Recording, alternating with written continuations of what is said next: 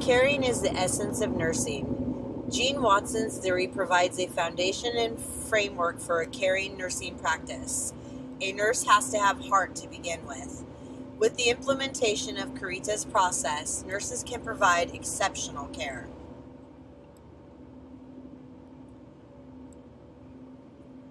Carita's process number 4, developing and sustaining a helping, trusting, authentic, caring relationships. In nursing school, we learn the importance of maintaining eye contact, providing therapeutic touch, actively listening, and staying current with evidence-based practice. These attributes are the core of the Caritas. Watson's curative factors are seen as nurse-patient interactions and modalities that can be employed to support and enhance the experience of the actual caring occasion. Communication, verbal and nonverbal, enhance a trusting, caring relationship.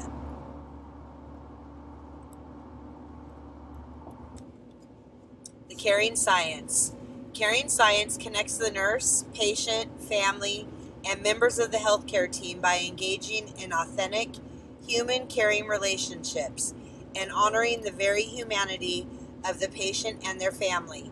In the beginning, a new nurse is task-oriented.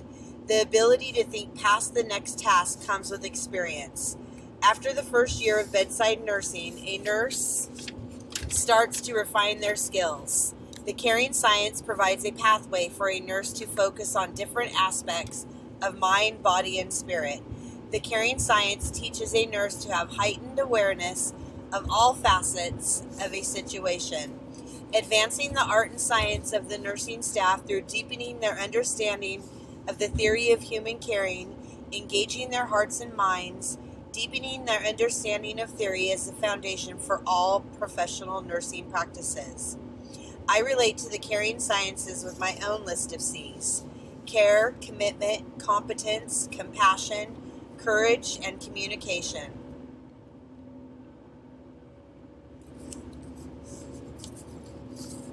Care. Constant reviews of caring behavior of nurses and patient satisfactions help to improve the quality of nursing. Reflection is crucial to enhancement of your practice. Spending time critiquing yourself allows a nurse to visualize their caring behaviors.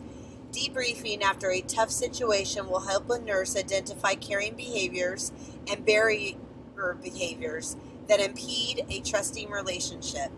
Last week, after reflection during my lunch, I realized I was exhibiting an uncaring attitude with a couple of my patients. One patient in particular was the object of my disdain. The patient had been in the emergency department for the 3rd time that week. He was complaining of severe abdominal pain and vomiting. He has the same complaint every month due to cyclic vomiting. Cannabis is the initiator of symptoms. The cycle had been going on for over a year. I kept thinking to myself, when is he going to learn? He is constantly wasting ED resources because he won't quit smoking pot. He doesn't believe cannabis is the cause. He has been smoking all of his adult life. The pain and the vomiting had only started a year ago. He was slobbering and spitting all over us. I scolded him when he spit in the eye of the paramedic student. I was so annoyed I didn't want to help him anymore. It was time for an attitude check. I wasn't showing a caring attitude.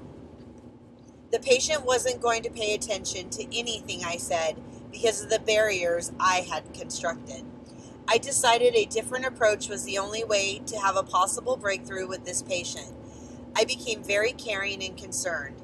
I educated him in a kind and gentle way about how cyclic vomiting works. I didn't get through to him on this visit. When he comes back, I will treat him in a caring manner to help build a trusting relationship in the beginning. Maybe one day he will listen.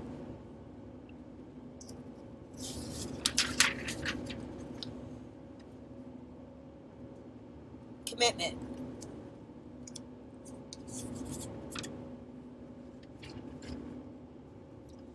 Professional commitment has been defined as the degree to which an individual is dedicated to and proud of being a member of a profession.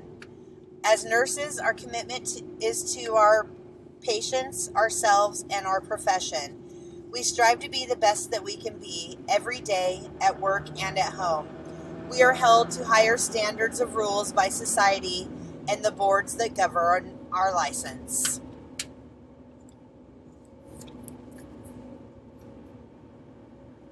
Competence.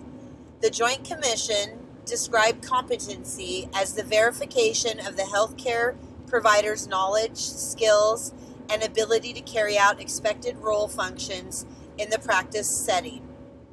Evidence-based practice, EBP, is constantly changing.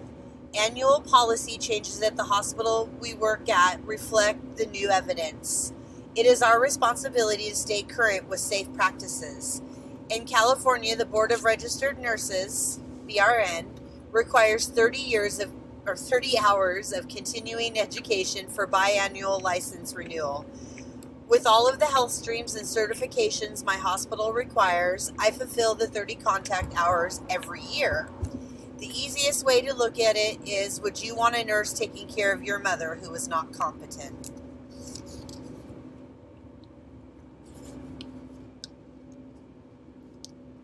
Compassion. Compassion is an innate emotion that some individuals and personal attributes that may influence the cultivation of compassion.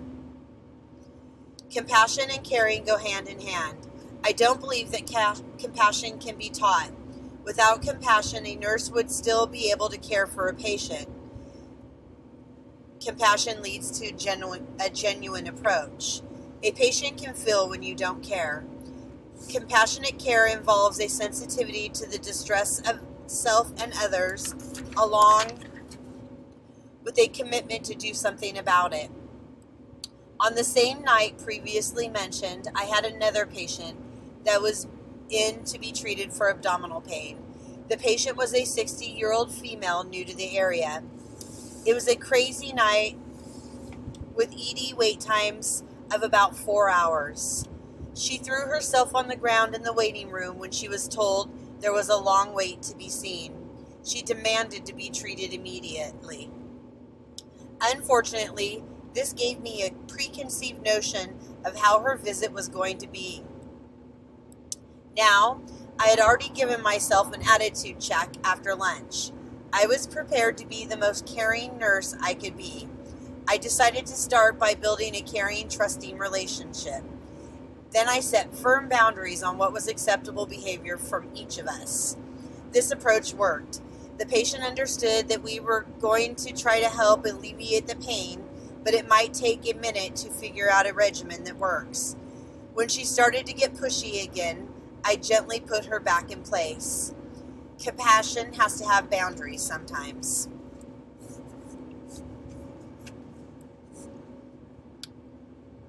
Courage. Courage evolves from being about you and what you can do to how you advocate for other people and how you stand up against what's not right. Courage goes hand in hand with advocacy.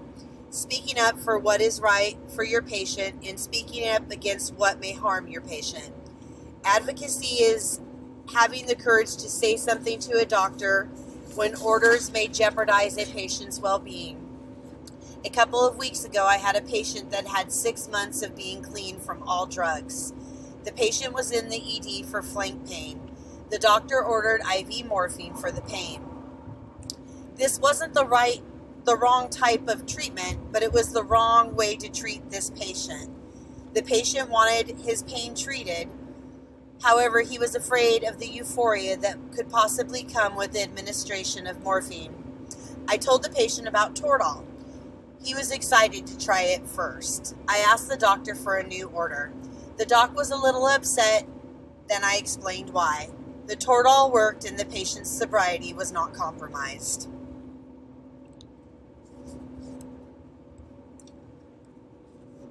Communication. Communication between the nurses and the patient is recognized as an important component of care that fosters the creation of therapeutic relationships. Without communication, you have nothing. The healthcare team has the responsibility to communicate everything to the patient. By opening the door to communication, We are showing that we care and we want the patient involved in all healthcare decisions. Communication helps to build trust.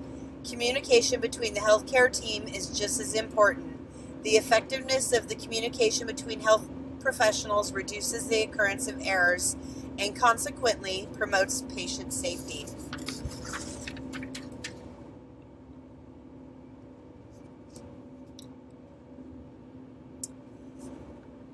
Conclusion. I strive to give respect to each of my patients. I am always smiling even when I'm tired and grumpy. I'm taking care of them on what very well may be the worst day of their lives. I wear my heart on my sleeves. I believe in what we do. Being a nurse is not just my profession, it is my passion.